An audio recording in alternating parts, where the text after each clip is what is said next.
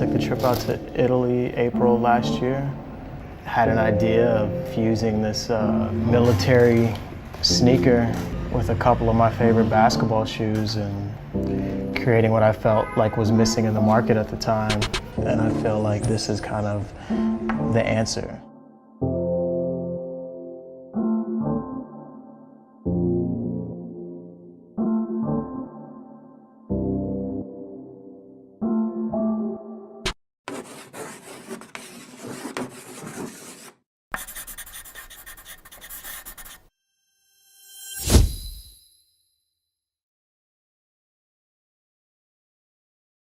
Well, what's up is, after that morning, I wonder if you recognize the opportunities and challenges that are facing you at the moment. 100%. We're always open to and understand the ever-changing market that we live in and that we hope to impact. I think the reason we've been able to sustain, I don't want to say our position, but to continue to be in a position to have a voice in this market is because our focus is internal. Our focus is on ourselves. Our focus is on the one who's given us the vision and the people that believe in the vision. Our focus isn't on the perception of who we are. The focus is really focused on who we are. And that starts with the intent of fear of God. The intent is a transformational intent. It's not a transactional intent. And so we're hoping to provide product that transforms our consumer. We're hoping to build a brand that's sustainable in the sense that will always be around, and that we're creating product that you hold on to and that you want to keep, and not product that you want to sell or flip or put on the market. And so everything that we do is a product of our values. It's like a tree has fruit, you know, our house has product, and that product represents again our values. And so our focus is on our values, and our values luckily have been honesty, being authentic, being transparent, being comfortable. I'm wearing sweats. It's how are you, elegantly yourself at all times? What is the line between sophistication and luxury and being yourself, and how does the product allow you to do that? And so we were not blessed, but we were in a great position when everyone wanted to wear sweats, and we're in London, so jumpers. And, we had reached a place where Essentials was strong enough, and the machine that is behind that was able to, suffice the market's demands. And we've been doing all right. We've been doing well. You've tripled in size in the last 2 years. So I think that's in this environment that is doing extremely well. Thank you. I'm that curious. Is true. You mentioned transformation. When I see fear of God spaces in wherever I see them in stores, wherever I am, they're always extremely busy. They're noticeably busier than other spaces in the same places. The notion of transformation is a fairly elevated one. Do you think that is what resonates with people then? That you're offering, as you said, what you're wearing here is fairly quintessential to fear of God. How is that transformational then for people? I think transformation is a process.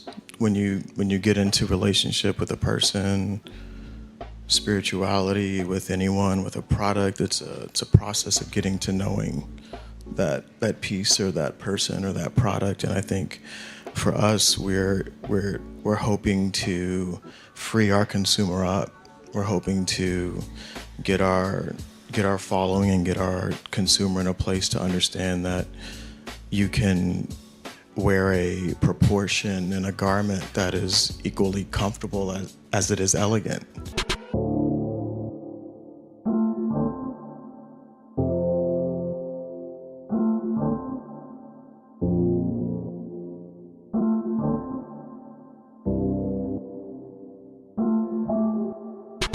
And for me, it's just like a good introduction of the silhouette to like somebody's wardrobe. This shoe is kind of hard to mess up with whatever you have on, you know? I didn't want to come out of the gate with like the light gray or, you know, even the green that's coming out, or the ones that I'm wearing, this two-tone with the gum in the middle. I wanted to come out with something that, you know, you could start to digest and understand how to wear with your wardrobe.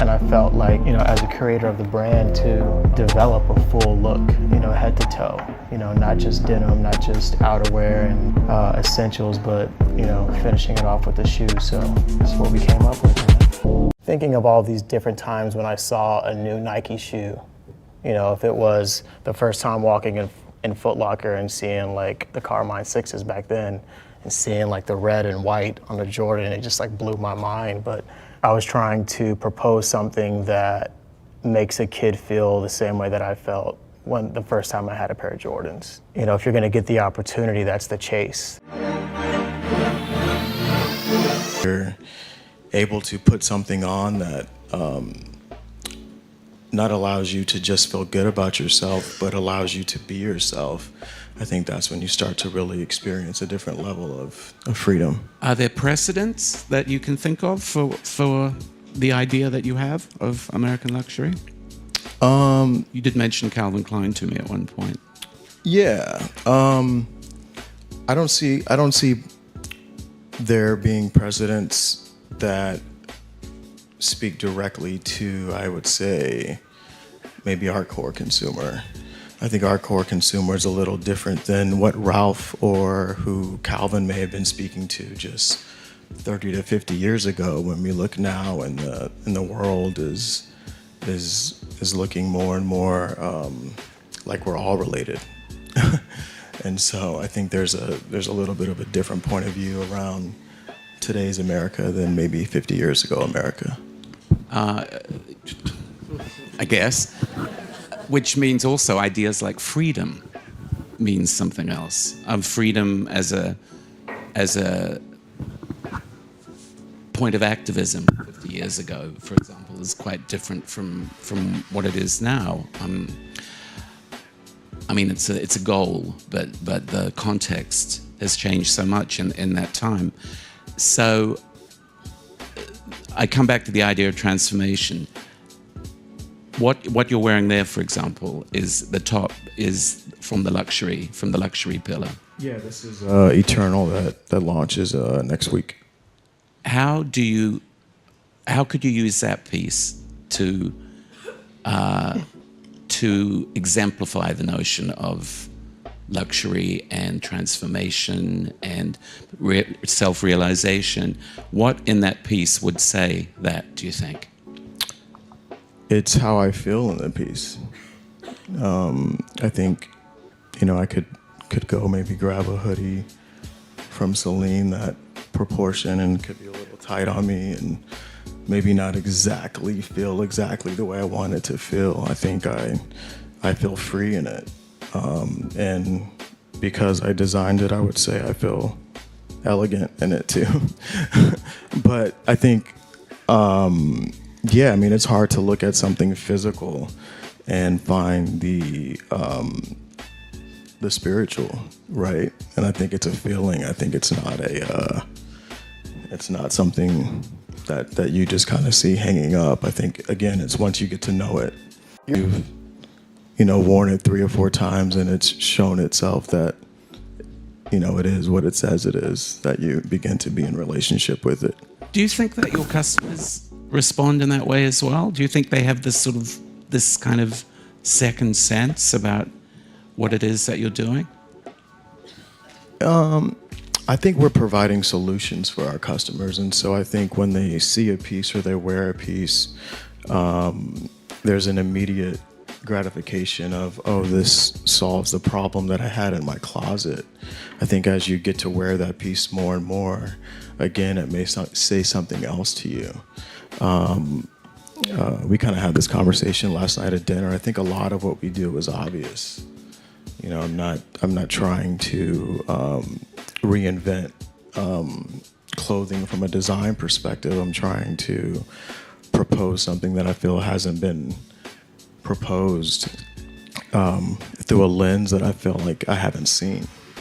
And it may just be 2 centimeters wider on the shoulder. You know, it may just be a little bit of a heavier fabric on a hoodie. It could be the smallest of things.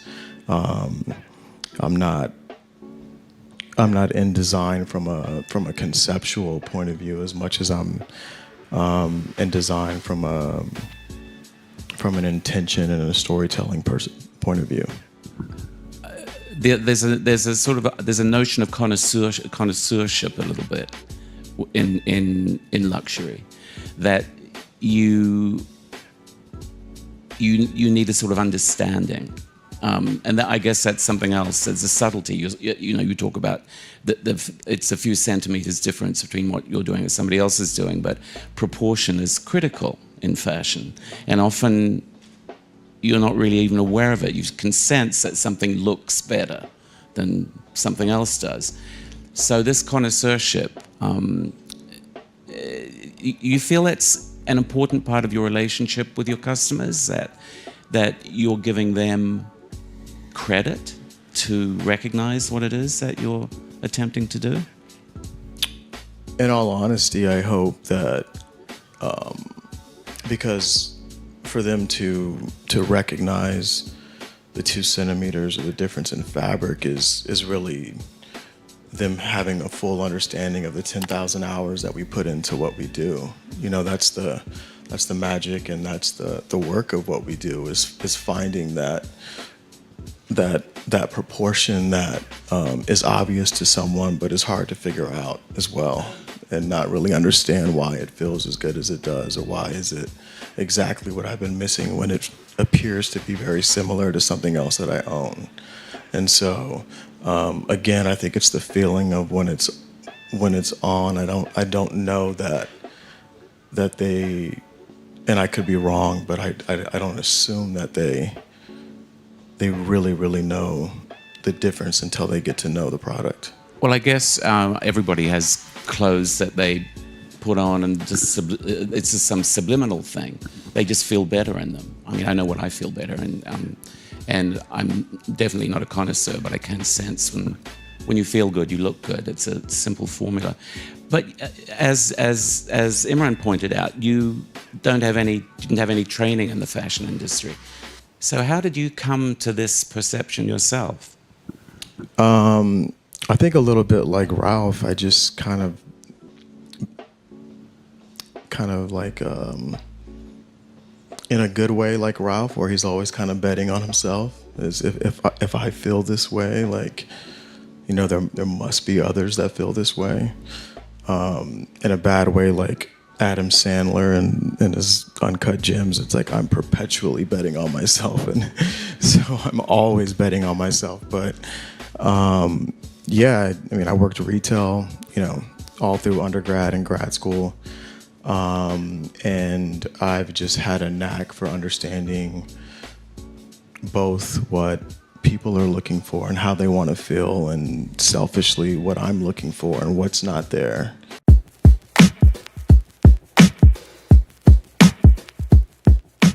I think this was probably the first thing we landed on, right? Was the logo. We pulled from the old Flight logo. I remember being a kid and not being able to afford the Jordans, but I could afford the Air Flights. I just had a really strong emotional connection to. So we flipped that into the Air, Fear of God. You know, I don't think we don't let that many people like remix our logos, but it made sense in this context, in this project. And then the placement of the logo we kind of gave it this like 80s placement, like in the center. His vision of really specifically, the logo has to go right there. It'll make sense, and it helps that piece become iconic. Creating a new warm-up. Yep. You know, what would my idea of a warm-up be? A little looser than what you see now, a little oversized, kind of kept the sleeves raw, which speaks back to some Fear of God branding and also just old 80s athletic wear where you just cut your sleeves off. The shorts we obsessed over. Sure, yeah. This is kind of a big pair, but just, you know, taking it back to like the shorter silhouettes of the 90s, and even like, you know, I don't know if you remember how Jordan's like, his shorts kind of did this little weird angle. So we made sure that we were able to land that angle also. We really like dove into this lifestyle of like a basketball player, and that's kind of how we landed on some of the footwear stuff, and it's kind of how we landed on this shoot-around shoe. A lot of the NBA players were shooting around in something, and then when game time came, they were like switching over to a different shoe. And so how do we create something for that moment? You know, I think players are looking to be expressive in every moment that they have, whether it's the tunnel, whether it's shoot around or in game, like they're expressing themselves through their clothing, through their fashion. Before any of these design lines happened, we landed at this shape. And so it was just kind of like building on top of, this is how we want the shoe. This is the shape of the shoe. Yeah. And we wanted to maintain the rear entry on the shoot around.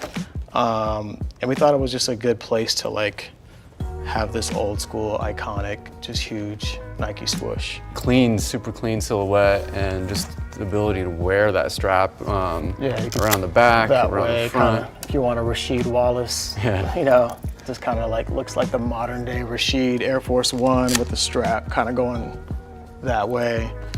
Or you could kind of like wear it across the front. That just gives you kind of some of the emotion of 90s basketball. It also feels a little bit of kind of like a self-fulfilling prophecy of the Air Mag kind of. And so we kind of came up with this idea of, why don't we do like a flush, you know, air bubble, which ironically hadn't been done before. Because it's like, I think 180 was one of the references too, just how amazing that bag looked, just the way it wrapped from the lateral side underneath and all around, that clear bubble.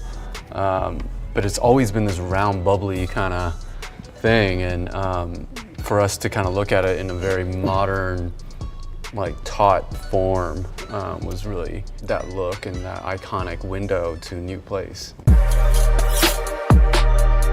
I would say maybe 6 or 7 years ago was my first trip to Portland, and I was coming with Matt Kemp. And my hope was to hopefully, you know, build Matt into the next Ken Griffey, and to hopefully get a chance to, you know, design a performance shoe. And that was a loose hope of mine. But it always kind of seemed like a dream, and I always thought it would have to happen through maybe somebody like Matt, or maybe through another athlete. I never thought that God would give me the opportunity to work with Nike through a platform that I built.